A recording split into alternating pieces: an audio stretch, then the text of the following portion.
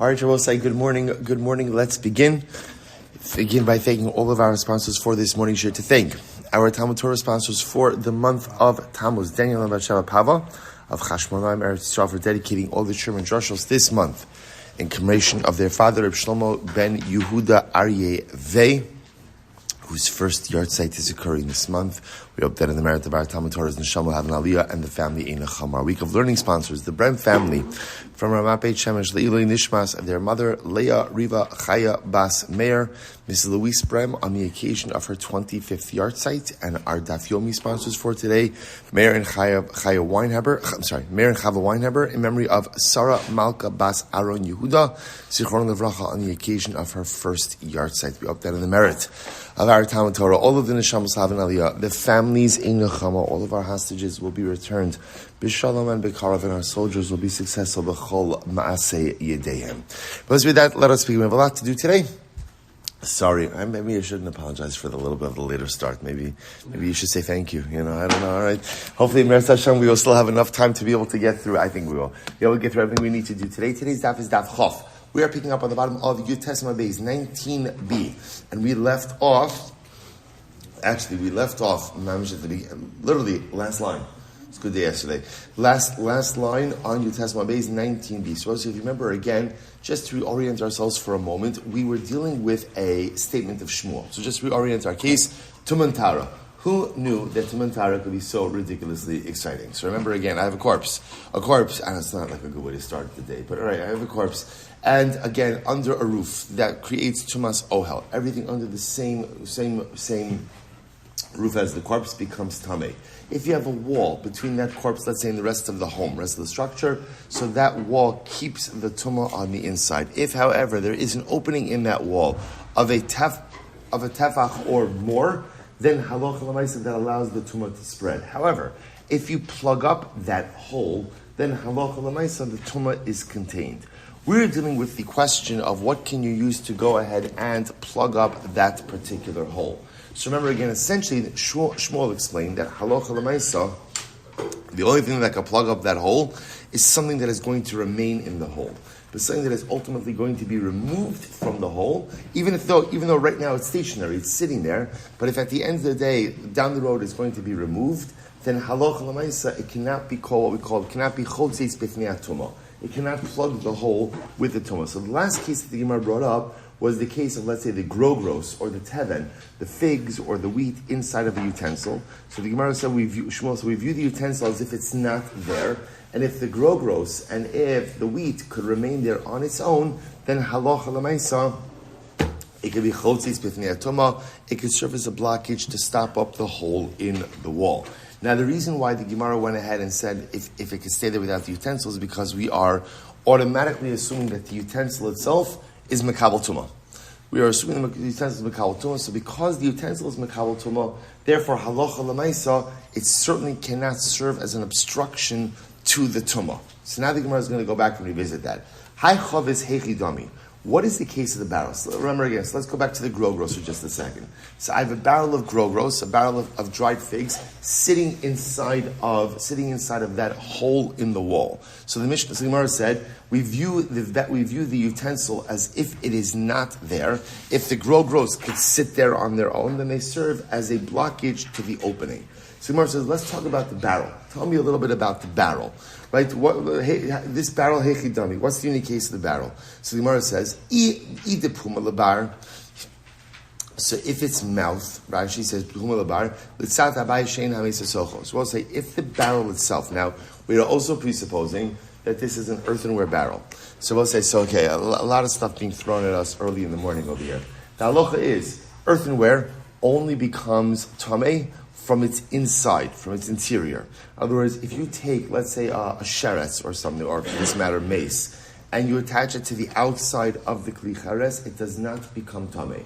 A kli chares only becomes tameh me'aviro, from its airspace. So what's the case? So if the opening of the kli chares is facing away from the mace. In other words, so its opening is not towards the part where the mace is, but rather, again, we'll call it like the bottom or the side of the kli. is facing towards the mace, but its mouth is open. Its opening is open to the rest of the house. Either pum labar, so which literally means if its opening is to the outside, top of Chaf 20a, he gufa techotz. Then ultimately, again, the utensil itself could serve as a barrier. Right? Because remember, again, as long as the interior of the utensil is not open to the area in which the mace is situated, the kli itself is not mekabel tumah. If the kli is not mekabel tumah, then the kli itself acts as the barrier. Daha kli chares eno metame migabo, because the kli chares cannot become tame from its outside. Rabosai, it's one of these unique things. Remember, kli chares on one hand has certain incredible chumras. Like for example, once a kli chares becomes tame, there is no way to be metaher it. Yet, interestingly enough, the only way for a kli chares to become tame is from its interior airspace. So if you take an item that is tame and stick it onto the side of the kli chares does not become tame. So the Gemara says, if the utensil itself, so if the opening of the utensil is towards the mace, I understand why it becomes tame. But assuming that the opening of the utensil is not towards the mace, but the opening is to the other part of the house, then the utensil itself should serve as the barrier.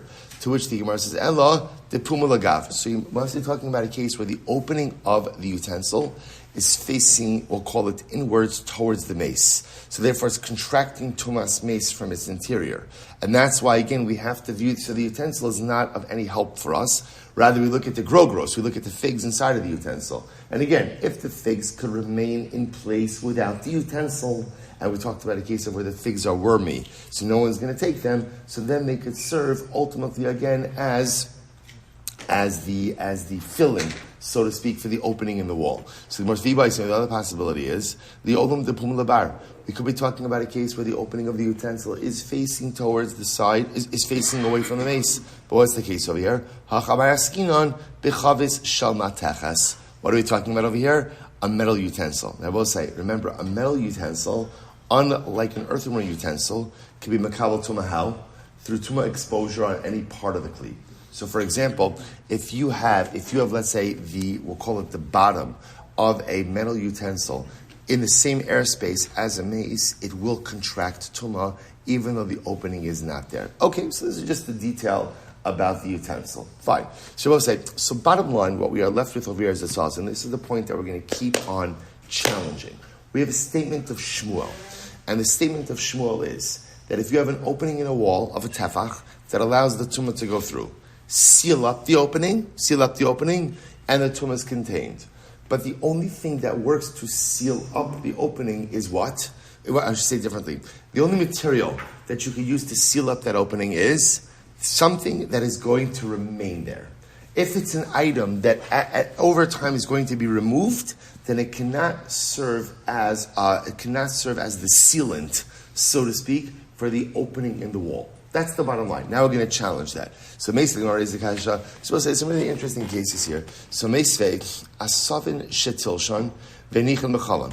So say if you have grass, right? So asavin is usually like tall grass that you uprooted and you put it in the chalan. I will say these are all the same cases. Same case. I have mace. There's a mace in a room. There's a wall that's dividing between that mace and other area.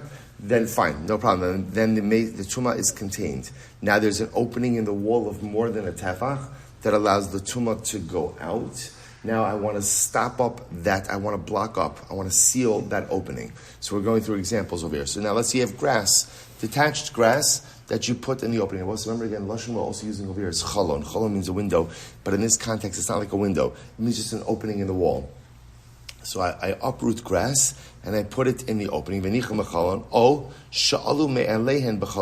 for that matter, again, you have wild grass that's growing in the area and by itself seals up the opening in the wall. Or matlonios she'in bain shalosh al shalosh. Or you have pieces of fabric that don't have the area dimensions of 3 finger breadths by 3 finger breadths. Take a look at Rashi. Sorry, not yet. So I'll say, so remember again, general, we know, we've seen this so many times throughout Shas, that when it comes to pieces of fabric, if they are less than 3 finger breadths by 3 finger breadths, then halacha l'maaseh they're not makabel tumah. So again, so therefore I'm plugging up, we're talking about all different cases where you're plugging up the breach in the wall. So case number 1, I detached tall grass, put it in the breach. Case number 2, the tall grass grows by on its own and fills up the breach. Case number 3, I have a piece of material that's less than 3 finger breadths by 3 finger breadths that is filling up the breach, right? Or va'ever v'habasa medudolan bebehema ubechaya ubaof sheshachan b'chalam. It's an interesting case. I have an animal, right, the behema, or a chaya. So behema is a domesticated animal. Chaya is a non-domesticated animal. Oaf is a bird, fowl. And I will say, now what happens? They have a limb on their body that's hanging. That's hanging. So it's semi-detached, it's hanging. But the way that it's hanging is it's situated in the opening in the wall. Situated in the opening of the wall. So I'll say so again. So look at Rashi Midul Dalin. Shetlushin umeurin b'mixas. So they're semi-detached, but yet they're still semi-detached, which means they're still semi-attached. Va'beheba omedes eitzel achalon, va'ivra munach ala chalon. V'tana ba'or v'arotav metamin tumas ochlin b'mkomon, utzrichen hechsher ve'elu lo hochsheru. So I say, interestingly enough, in certain respects, a dangling limb from an animal already has the status of ochel, food, but again, in order for it to be makabel tumah, it has to come in contact with liquid. And in this case, again, it has not yet come in contact with liquid. So that dangling limb is sitting inside the opening, the breach in the wall. Okay, next case. Or oved kochavim sheyashav b'chalon, or for that matter, you have an oved kochavim in akum that sits in the opening of the wall. Now, the idea over here, Rashi points out, is an oved kochavim is very interesting. An oved kochavim is not makabel tumah. Oved kochavim is not makabel tumah. So now, again, the logic behind that ultimately is that he's not shaykh to the halachos of tumah and tara. So I just want to point out how fascinating this is, right? So an oved kochavim is someone. Now, again, we use the term akum to essentially refer to anyone from the nations of the world. But again, in its true etymological state, akum means an oved avodah zarah. Right? So oved avodah zarah, someone who worships avodah zarah, is not mekabel tumah. So I'll say, so remember again, in order to be mekabel tumah, a person also has to have the capacity for overwhelming kedusha. They're two sides of the same coin. So that's a unique status that is enjoyed by Klal Yisrael. So therefore, again, only Klal Yisrael is mekabel tumah, right? The Ummos Olam are not mekabel tumah. It's fascinating. So I'll say, so you have over here tumah. This goes back almost to our dog excrement Gemara from yesterday, right? It's only where there is the greatest uncleanliness that you could come to cleanliness. And there's only where there is the greatest tumah that you could come to tara. So ultimately, again, only those who are capable of experiencing the highest levels of tara could be subject to the lowest levels of tumah. So Klal Yisrael, again, that's the burden a little bit that we bear. That on one hand we have the capacity ultimately for the highest levels of tara, but as a result also we are mekabel tumah. Versus again, often the nations of the world don't have the ability to necessarily reach the highest levels of tara, and so because of that, ultimately are not subject to tumah as well. So Oved Kochavim sits inside the opening of that wall. Shmona. So Rabbi say this is very interesting. Shmona is a baby delivered at 8 months. And Rabbi said, obviously, so much of this is societal. In the times of Chazal, if a baby was born during the eighth month, it was non-viable.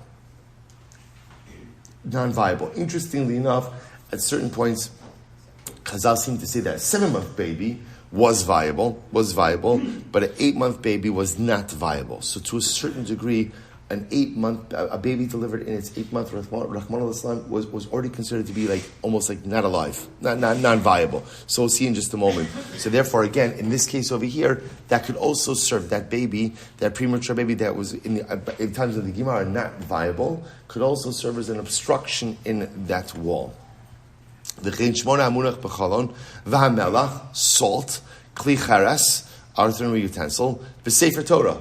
And Sefer Torah, both say the common denominator amongst everything that we just listed in this list was kulam ma'atin b'chalon. We will say all of these items, should they be situated in the breach of the wall, close up the breach. Now, again, what's the impact of closing up the breach? What does it mean closing up the breach? What does that mean? Prevent the tumah from spreading. Okay, so both say, so now we're going to go through this list. This is really interesting. We're going to go through this list one by one. By the way, Rashi points out over here, Hamelach lo mekabel tuma, delav ochalu ba'anfei nafshe. See, interestingly enough, salt is not mekabel tuma. Why? Because salt is not considered to be a food item.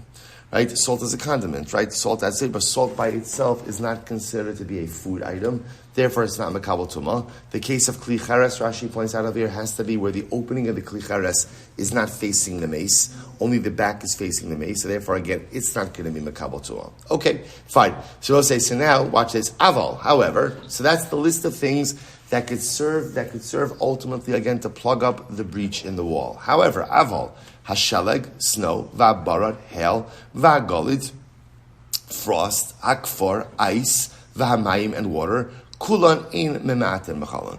If you place any of these items in the breach, ultimately, again, they cannot plug the hole. They cannot plug the hole. Now, I will say now, bepashtos, because these items melt and these items can go out and flow away. So therefore, again, they cannot fill up the breach. Okay? So I'll say, so now. Okay, so now what we're going to do is like this. So remember, this is a meisvei. Whatever you say meisvei, it's a meisvei. A meisvei is always brought down as a kasha on a previously stated opinion. So now, we'll say this whole thing was brought, this whole entire brisa was brought as a kasha on Shmuel. Remember again, what did Shmuel say? Shmuel said that halacha l'maisa, if you go ahead and you have a hole in the wall, right, the wall that is dividing between the mace and let's say the rest of the home or another structure, and it will say what happens, and there is a hole in that wall of a tefach hamor, the tumah goes through. That's not Shmuel, that's just the halacha. Shmuel said if you could plug up the wall and keep the tumah contained. However, it only works if you plug up the wall with what? With what? Something that you're not going to remove. But if it's going to be something that is removed, then that item does not work as a plug in the wall. So now, we'll say, let's analyze this. The Gemara says, 1 second. A savin, so case number 1 in the brisa was grass. Grass. So how could grass serve as a sealant? How could grass serve as a plug? Chazul behemto. Again, I will say, Pashas, you're going to remove the grass. Why are you going to remove the grass? Because you can feed it to your animal. Feed it to your animal. To which one says, no, ba'afrazta. We're talking about afrazta grass. So Rashi points out over here, afrazta is sam hamavis lebehema. So apparently, again, this was like a poisonous type of grass, which was very bad for your animals, and therefore, again, a person wasn't going to remove it to feed it to his animals. Fine. So essentially, again, I am pretty certain that it's going to remain in place. Next, Osha'alu me'elehen. So we're saying, so case number 1 was where I detached the grass and plugged the hole with it. Case number 2 is the grass sprouted up on its own. Osha'alu me'elehen. Kevan de kashal kosal shakila. But say here's the issue. If we're talking about grass that sprouted out on its own, where the assumption is that grass is growing right next to the wall.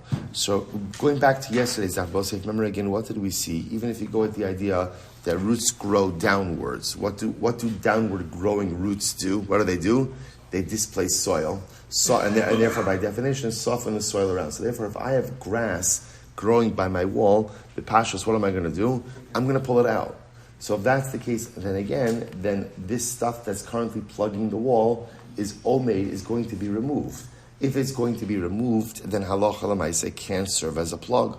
To which the Gemara says, Amarabba bekosel churva. The particular wall in question of Osai is already a decrepit wall. So remember again. So because of that, I'm not gonna. It's not worth my time to uproot the grass. I'm just gonna leave it alone. Okay. Rapapa says afilu bekosel yishuv. The truth is, it could even go ahead and be talking about a regular wall, a good wall. So why won't I go ahead and uproot the grass? We're talking about a case where the grass is growing more than 3 tefachim away from the wall. So this is long grass. So remember again, the roots of the grass are more than 3 tefachim away, like we saw in yesterday's daf. If it's more than 3 tefachim away, then what? Not a problem. But it's long enough to grow in to plug up the wall. Therefore, I'm going to leave it there. So we'll say, remember, just understand what we're trying to do. We're just trying to show each of these cases are cases where you're not going to be removing the item from the breach in the wall, and therefore it can serve to plug up the wall. Matlonios, the pieces of fabric. The Gemara says, Chazu lahu likriya delavusha.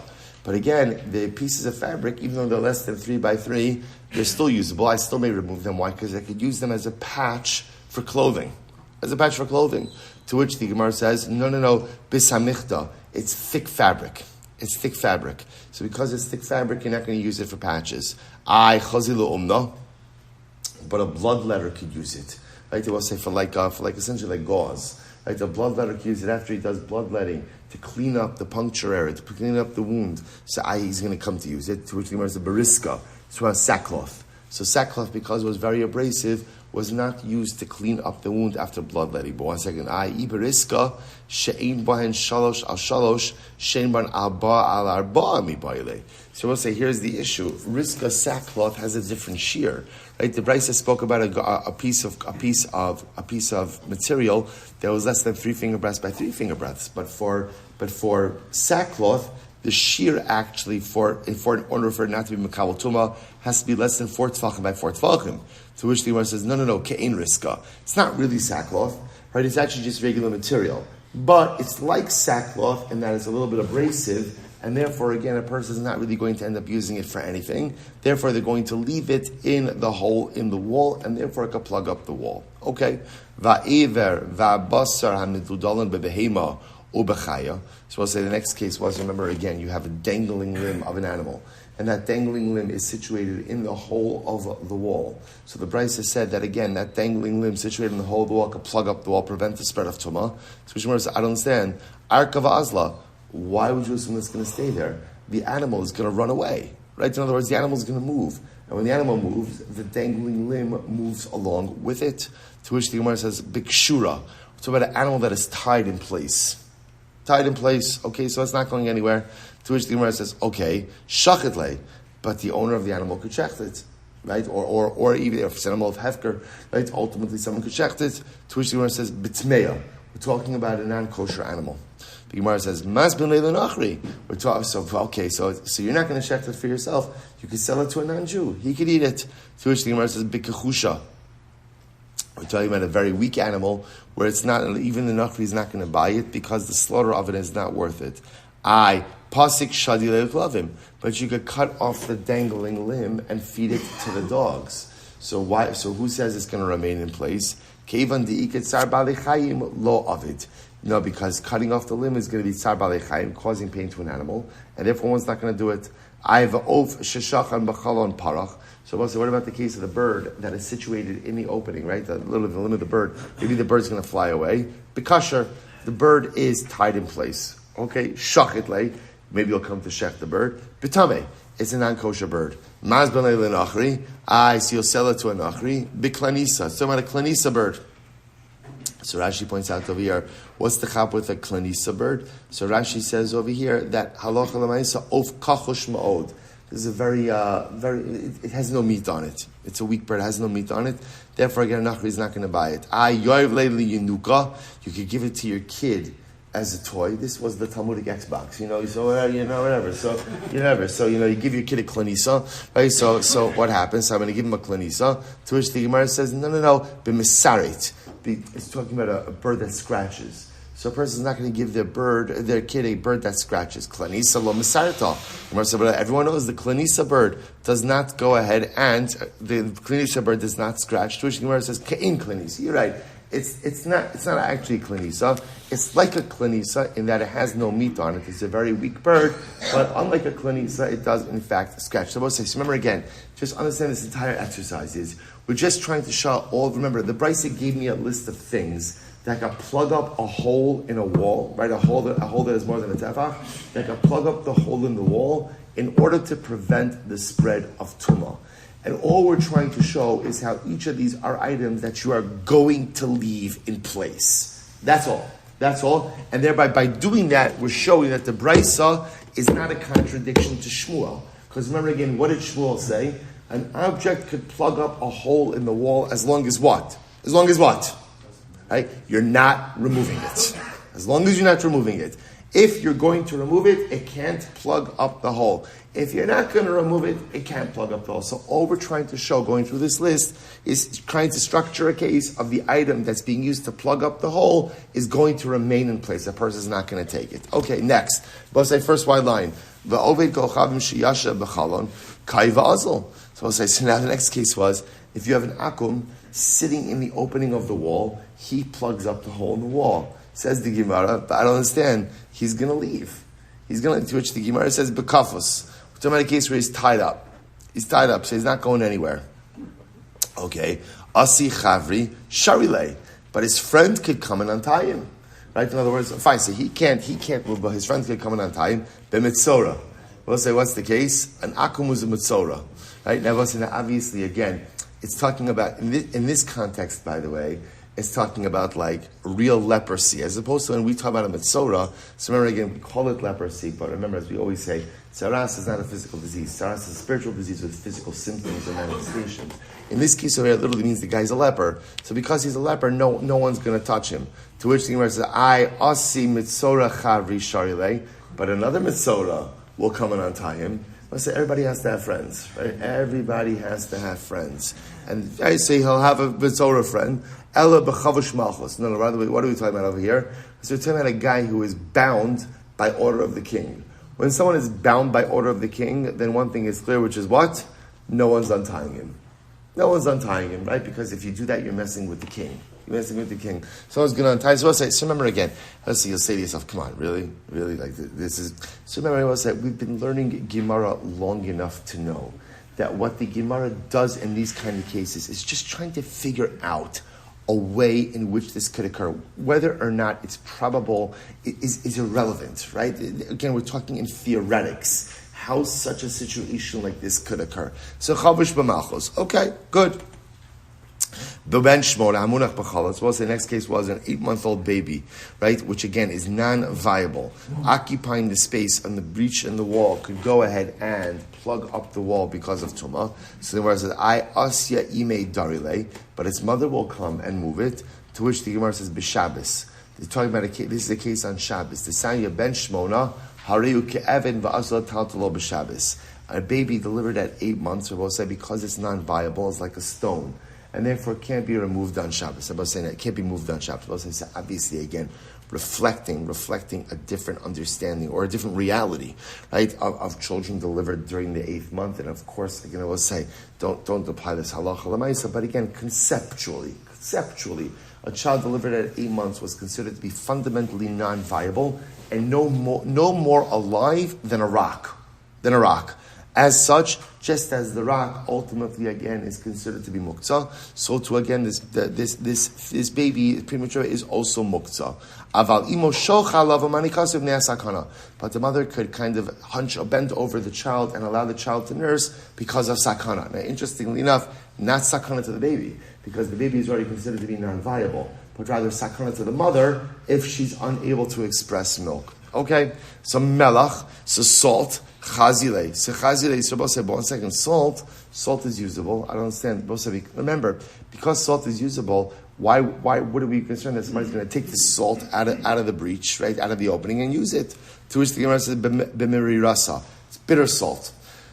Bitter salt apparently can't be used even as a condiment, and therefore it's going to remain in place. To which the Gemara says, chazile oros. But you can use it to tan hides.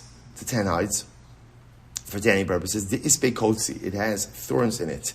Kevan de kasha lechosel shakla. One thing I will say, salt is corrosive.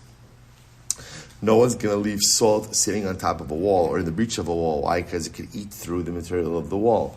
To which the Gemara says, the yasva achaspa. It's sitting on a layer of clay. To which the Gemara says, chaspa gufa techos. Oh, a layer of clay. So let the layer of clay be the obstruction itself. I will say Amud Beis 20b, the less Beis Shiura. Ultimately, again, there's not enough clay to serve as a barrier. Kidisnan cheres kidei litein bein patzim lechavero. So I'll say, what's the amount of clay that you would need in order to create an obstruction for tumah purposes? The amount of clay that you would normally use between the slats in the window. All right. Kli cheres chazile. So I'll say next, kli cheres, earthenware utensil. But 1 second, aren't we concerned? How could an earthenware utensil plug up the hole in the wall? Earthenware utensil is usable, and shouldn't we be concerned that a person is going to remove it from the opening? To which the Gemara says, demitnaf. It's talking about an earthenware utensil that became soiled. So because it's disgusting and gross, a person is not going to remove it and use it. But a bloodletter would use it, right? Because we'll say bloodletting in general, what does he care? If he's going to collect the blood, what does it matter if it's a clean utensil, not a clean utensil? To which the Gemara says, the minkov is perforated. So because it's both dirty and gross and perforated, so therefore again it's not usable for anything. Because it's not usable for anything, therefore what? We'll say, therefore what? Therefore it can plug up the hole. Sefer Torah, the last case was a Sefer Torah. So, right? The Brisa said that if you place a Sefer Torah in the opening of the wall, that could plug up the hole in the wall and keep the tumah contained. So Gemara says, Sefer Torah chazi lemikra, but a Sefer Torah is usable. It's usable, right? Usable for Kriyas HaTorah. So why isn't it chotzeitz? Bebalui. We're talking about a worn-out scroll.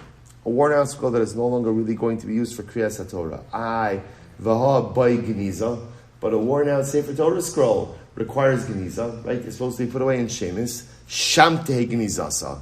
They'll say, exactly, that's the point. Actually, what does the person plan on doing? That's going to be where they're leaving it. They're storing it there in the opening of the wall. That's the Geniza, that's the Shemis right there. Okay, so aside. So bottom line, what we've now successfully done, it's actually a pretty incredible brisa. We've successfully done is, we brought this brisa as a kasha on Shmuel, right? So Shmuel wanted to say that halacha l'maisa, you have an opening in the wall. So again, if you breach the opening, the tumah is contained. But you can only plug the breach with an item that is going to remain in place. Any item that is going to be removed ultimately does not breach the wall. So we brought down this list. We thought for sure these are a list of items that could be removed, and we have successfully shown how each of the items mentioned in the brisa, because of its particular circumstances, are things that are not going to be removed from the breach, and therefore could serve to plug up the wall. Beautiful. So the Gemara goes weiter. Va'amar Rav. Rav says, Bakol osin mechitza, chutz mimelach v'ravav. So Rav said, you can make a mechitza, right? You can make a wall, a mechitza, out of anything aside from salt. And I will say ravav is literally schmaltz, fat. Now congealed fat. Now what's the logic behind it? Take a look at Rashi. Rashi's in the first short line. Chutz melach v'ravav mipnei shamelach mispazer. Well, salt scatters, right? Salt scatters, and v'ravav nitach kishameschamim, and fat melts, right? Fat melts when it gets hot enough. Shmuel says afilu melach. Shmuel says no. You can make a wall out of salt. You can make a mechitza out of salt. So the Gemara says, Amra Papa, Rabbi Papa says, interesting enough, was this only because you mentioned salt? Amra Papa, lo pligi, ha b'melach stomis, ha b'melach istirukanis. So interesting, Rabbi Papa says two different types of salt. One is talking about a stone salt, and one is about istirukanis salt. I will say, so apparently, melach stomis, sodomite salt. What Rashi says is, ava v'kasha ka'avin. First of all, it's thick, and it's very tough. It's very hard, so I will say, by the way, we've seen melech stomas before, right? Because melech stomas, the Gemara says, was part of the motivation for my machronim, right? So apparently melech stomas is very caustic, and if you would touch melech stomas and then put your fingers, but you touch your eyes, chasron can lead to blindness. So one of the reasons why Chazal instituted my machronim, washing your hands before you bench, is in order to potentially remove any melech stomis from your fingers, from your hands. Obviously, the other reason ultimately is because of nikiyos, is because of cleanliness. This is why the Aruch HaShulchan brings down, even on my machronim, seems to be like a halacha, right? Yet many people don't wash my machronim. So the Aruch HaShulchan says, since the primary motivation of my machronim was because of melech stomis, and melech stomis is no longer here, right? Therefore, again, the reason for my machronim kind of went to the side. But again, those who maintain my machronim, because it's still the secondary reason of nikinos, of cleanliness. Okay, in any event, so Rav Papa suggests over here, it's not a contradiction. So again, Rav who said that you can't build the mechitza out of melach, out of salt, was talking about regular salt. Shmuel, who said that you can build the mechitza out of salt, was talking about sodomite salt, melech stomis, which was thicker and harder, and therefore again endured. V'hasha da'amar Rabba os ose adam shnei tziburei melach umaniach alim korah. So this is interesting. Now that Rabba said, we're transitioning over here for just a moment to Hilchos Eruvin. Remember again, back to our Eruvin days. If you have a mavoi, right? You have remember again, a mavoi is like a shared alleyway, right? Homes opened up into shared chaser, shared courtyards. Shared courtyards opened up into a shared alleyway called a mavoi. A mavoi opened up into a rishus harabim. In order to carry from your chaser to your mavoi, and the mavoi itself, you needed some type of tikkun, either a lechi or a korah, right? A horizontal beam, a vertical beam at the entranceway of the mavoi. So what's the situation? So Rabbah says like this, what can you do? At the entranceway of the mavoi, you could make 2 pillars of salt and place a beam across the top, and that's good. That's metaking. That fixes the mavoi and allows you to carry in there. So watch this. Also Adam Shnei Tziburei Melech Umaniach Alein Korah. Shamelech Ma'amedes Hasakora. V'Korah Ma'amedes Hasamelach. So we'll say, interestingly enough, and Rabbah doesn't distinguish between what type of salt you use. Apparently, this will work with any kind of salt. Why? Because essentially, it's a pressure issue, right? The salt holds up the beam, and the pressure of the beam keeps the salt intact as a pillar. If that's the case, afilu melach istirukanis. So ultimately, again, even regular salt, I will say, can be used to build a mechitza. So therefore, again, it could very well be the machlokes Rav and Shmuel is not really even about the type of salt, but ultimately, again, is there a beam on top of the wall? If there is a beam on top of the wall, it keeps the salt intact, whether it's regular salt or sodomite salt. If there is no beam, then Allah say you can't build the mechitza out of salt because it will disperse. Incredible. So I will say, so bottom line for our purposes is we have effectively upheld the statement of Shmuel, which I will say, if you think about it, is a very, so therefore again, to close out, I feel like we became experts in this one area of Tum and Tara. So here's what I know. So I'll say, so now, number one, again, obviously we know Tumas Ohel, anything under the roof, same roof as a corpse, contracts Tumah. If there's a wall, literally a wall between the mace and let's say the rest of the home, or rest of the structure, so the wall is chotetz, the wall creates a barrier. If there is an opening in that wall of a tefach or more, that allows the tumah to spread. But if you plug up that hole, then that keeps the tumah contained. What Shmuel teaches us is a material can only plug up the wall if what? If it is going to remain there. If you plug it up with something that is going to be removed, even though right now it's plugged up, the plug doesn't work. The plug only works if the material being used for the plug is something that is going to remain in place. Incredible. And that's halacha l'maisa. Let's go weiter. Marchikin es harechayim gil min hashachav shein arba min rachav. So we'll say, remember getting back to the Mishnah. So what does the Mishnah say? So halacha l'maisa again. If I have an oven in my chutzner, or sorry, a mill. So I said the halacha is I have to distance my mill from my friend's wall 3 tefachim. Now the way it worked was a mill had 2 stones, a lower stone and an upper stone. The lower stone was 1 tefach wider than the upper stone.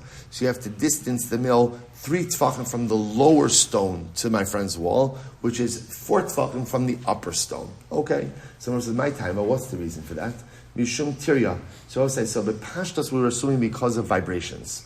Because when you use a mill, right, a mill shakes the earth, and the vibrations could be harmful to the wall itself, and therefore you have to distance it at a distance of 3 tefachim. I've had time, but we learned the shalchamer shlosha minha istirobil shin arba minha kalas. So we'll say, but if you have a small mill, what we call again istirobil, and they call us, this was a mill that was actually worked by a donkey. This was a much smaller mill. And I will say this type of mill does not go ahead and create vibrations. Yet there is still an obligation to go ahead and distance it. To which the Gemara says, "Hasam mai tiryaika." There's no vibrations. They're elamishum kala. You're right. It's not a din in vibrations, but rather again it's a din in noise. I will say it's an interesting machlokes over here. Is the Gemara is saying it's vibrations and noise, or just noise? That's machlokes how to read the Gemara. But bottom line, b'pashas, it would seem whether the mill is causing vibrations or whether the mill is causing noise. Either way, there's an obligation to distance it from my friend's wall 3 tefachim. Beautiful. So if you have an oven, so oven was the same idea. Oven was wider at the bottom, and narrower at the top. So you have to distance your oven. I have to distance my oven from my friend's wall 3 tefachim. It's 3 tefachim from the bottom, which is 4 tefachim from the top. To which the Gemara says, Amra Abaye Shmamina. So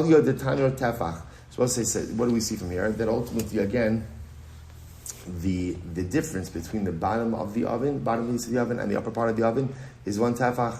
To which the Gemara says, why does this matter? This matters if you're in the market and you're buying an oven. It's understood about that the basic dimensions of an oven is that the bottom piece is 1 tefach wider than the upper piece. Good. Mishnah. So here we go. Lo yamid adam. So as we actually saw this Mishnah referenced before, very interesting Mishnah. Lo yamid adam taner b'soch be'abayis ele imkin yesh al gabov gova arba amos. So this is very interesting. So it seems to be that in general people would keep a tanner on the outside. Keep it in your chutzner. Let's say I want an indoor tanur. I want to put the tanur in my house. So the halacha is, I will say, you can't go ahead and keep a tanur in your house unless of an oven, unless, of course, you have at least 4 amos of space between the top of your oven and the ceiling. Now, here's what's interesting about this halacha. Take a look at Rashi.